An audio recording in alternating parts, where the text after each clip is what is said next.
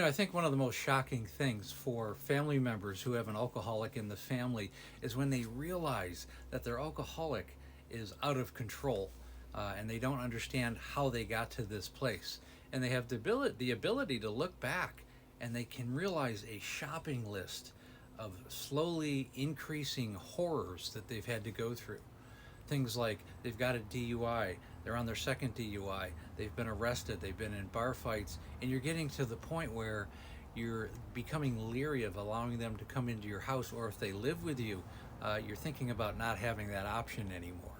And you've gotten to that point, and it's a very scary place, especially if you love that person and they're a significant person in your life.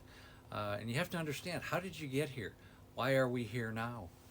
And like any disease, it slowly creeps up on you. It's a progressive disease, so it also slowly creeps up on families. And there can be early signs. I think about my wife, the early signs.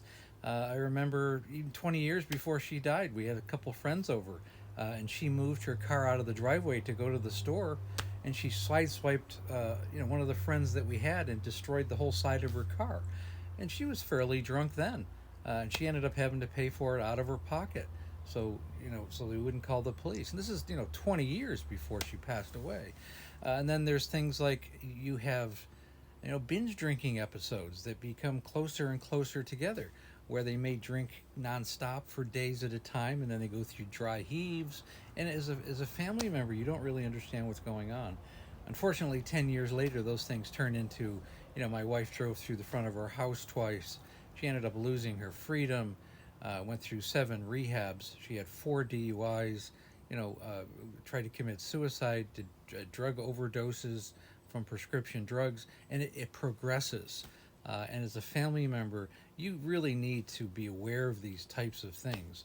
And if someone has already been there, can help you and describe what to expect, where you are right now, and what to expect in the future, I think it can be very helpful. So the point of this video, especially if you have an alcoholic in your family, if you have the ability to look back even a year or two, and you can think of a shopping list of progressive toxic drama that's happening to the alcoholic in your family.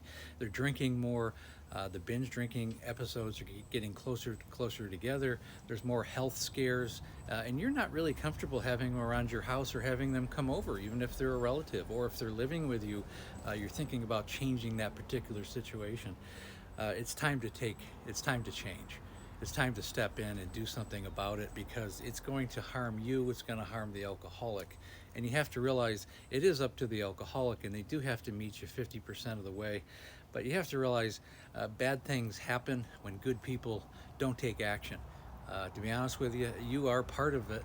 You may be part of the problem, maybe not, but it's important to protect yourself. And if you love that person, you need to step in. And again, if you have a family member in this situation, this seems all too familiar, and you're sick and tired of being sick and tired. In fact, you were sick and tired 5 years ago. It's time to do something about it. You need to reach out to somebody like myself who understands what you need to do. You need detox, rehab, sober living.